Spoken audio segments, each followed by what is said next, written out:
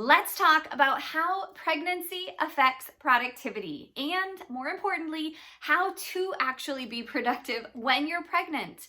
I don't know about you, but I think so many of us women have this idea that life is just going to continue on as it always has when we get pregnant.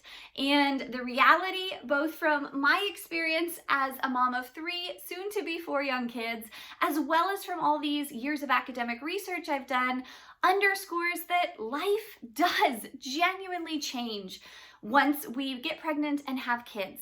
So much of it is for the better, but the more that you can anticipate some of the challenges ahead of time, the more prepared and better off you will be. Hi, I'm Amber with Solutions for Simplicity. This channel is about how to do more and stress less. I make weekly videos on planning, productivity, and purposeful living, so definitely subscribe if you're new. But the whole point of today's video is to equip you with ways to still get done what you need to do while honoring your body and preparing for all of the amazing things ahead in your motherhood journey. My whole point here is that you can still be incredibly productive when you are pregnant, and of course, all the more productive once you become a mom. But you need to be aware of several things first. Overall, the more realistic you are upfront about your condition, the better off you will be. Let's dive in. First things first, let's just get this little disclaimer out there that yes, of course, every woman is different and even every pregnancy is different.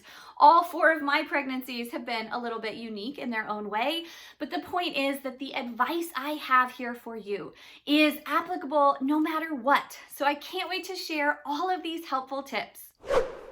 All right, tip number 1 is that your productivity level while pregnant is greatly affected by the trimester that you are in. If you are somehow one of the lucky people that doesn't experience morning sickness or fatigue in your first trimester, I am so jealous because I have not been so lucky. I have been incredibly sick each time, more sick every different pregnancy, and it really does force us to honor our bodies, step back, prioritize rest, and just understand that in this short-term season, we are not able to do everything that we were doing before we got pregnant.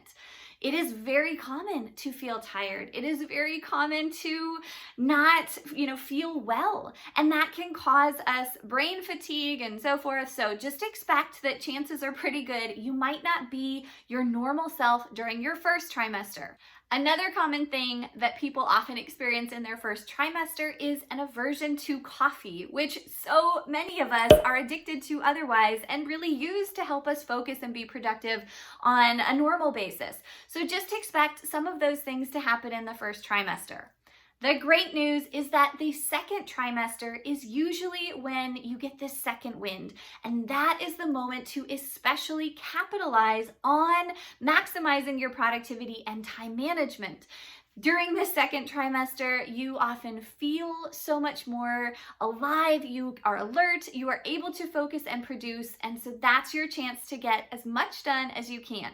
But then it is very likely that as you get into your third trimester, and especially closer to your little one's due date, you will once again feel very fatigued, incredibly tired, slow, maybe a little bit of pain here or there, and things that are hopefully normal and not problematic, but of course interfere with your ability to focus and be productive. You're also probably not sleeping great at this stage, so you're more likely to feel fuzzy and just a little sluggish during the day.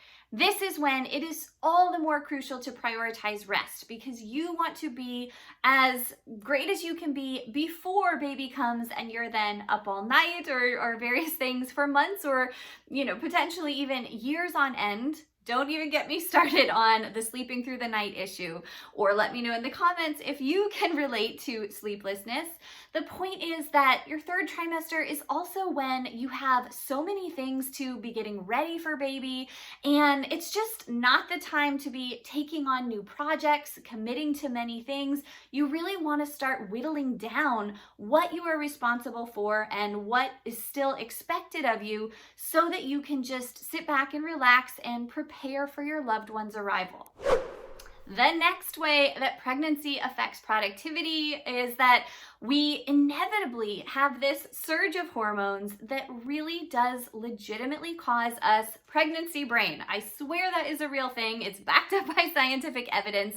The good news is that it will go away, right? It will ultimately fade and you will return to your bright, wonderful, productive, normal self, but you have to give yourself grace. You have to understand that you have a very real and good reason for why you may not be thinking clearly, why you might not be able to do your best or your most creative work.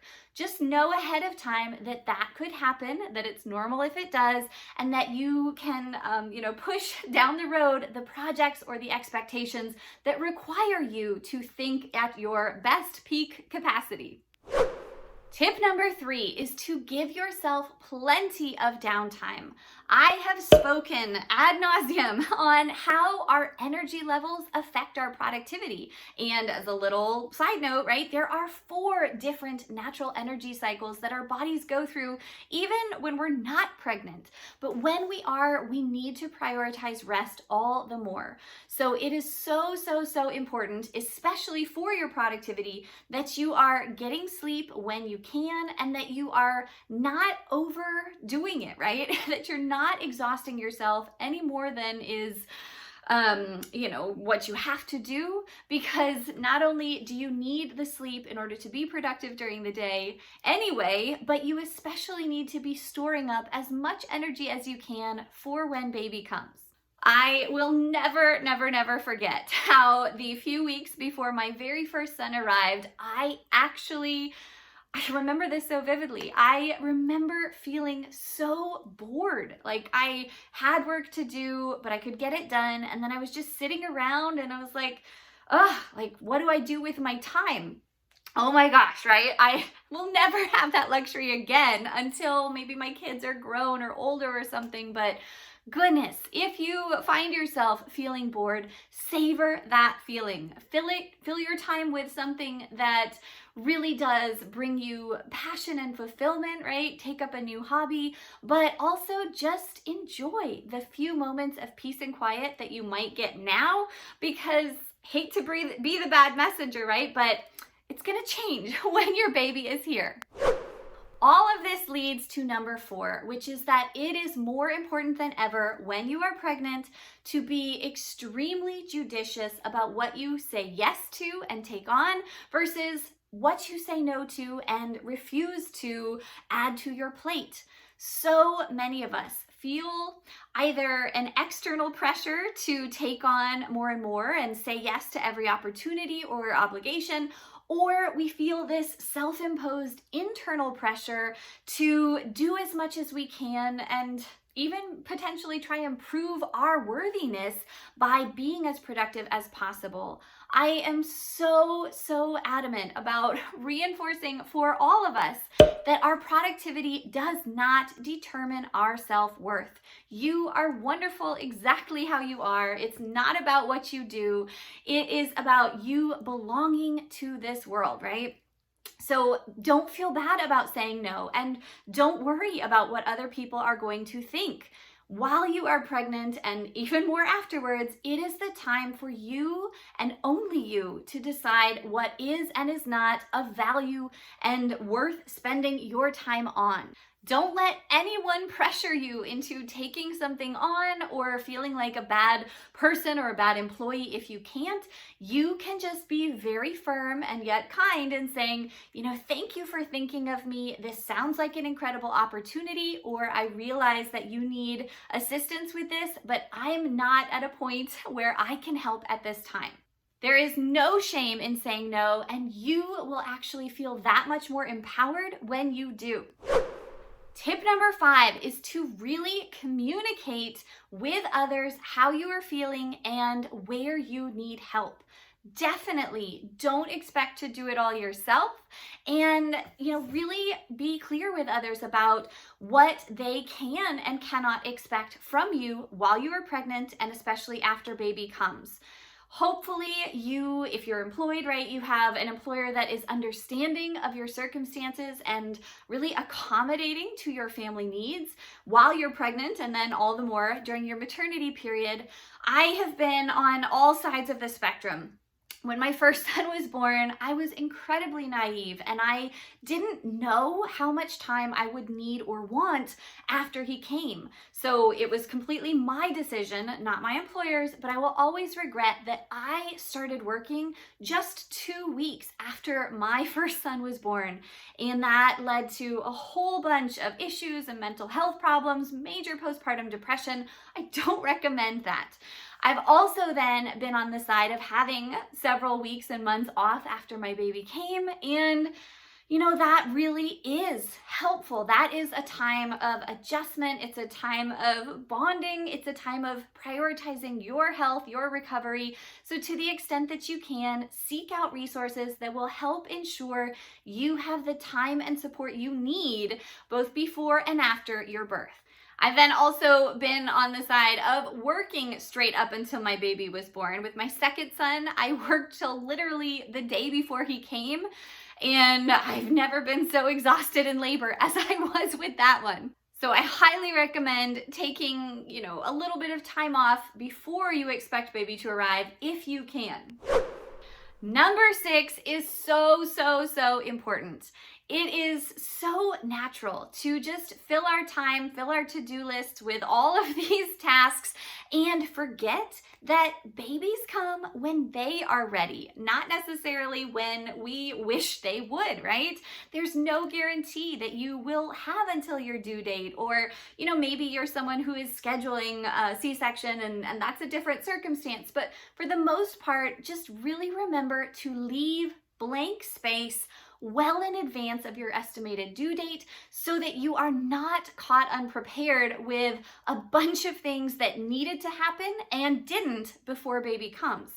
This was unfortunately my experience with my third son, where I was dreadfully behind on a bunch of big work projects for other various reasons, but my third son ended up coming 3 weeks early, which was wonderful, but it also led to an incredible amount of stress because then instead of relaxing and soaking up those newborn snuggles after his birth, I was quite literally, putting him close to my chest and then sitting at my computer for hours and hours a day trying to finish those projects that I was behind on.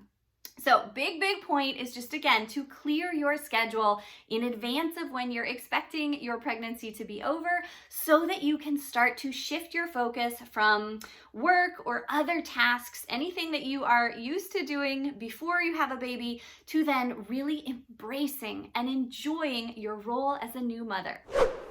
Last but not least, you need to expect that productivity is going to look quite a bit different after you have your baby. But the good news is that you can actually be even more productive than you ever thought possible. I discuss all of that in this video. So head over there, give this video a thumbs up. Don't forget to subscribe for more videos like this, as well as all of my top tips to maximize your productivity while prioritizing your loved ones. Thanks so much for being here. Biggest congrats on your pregnancy. I'll talk to you soon. Have a great day.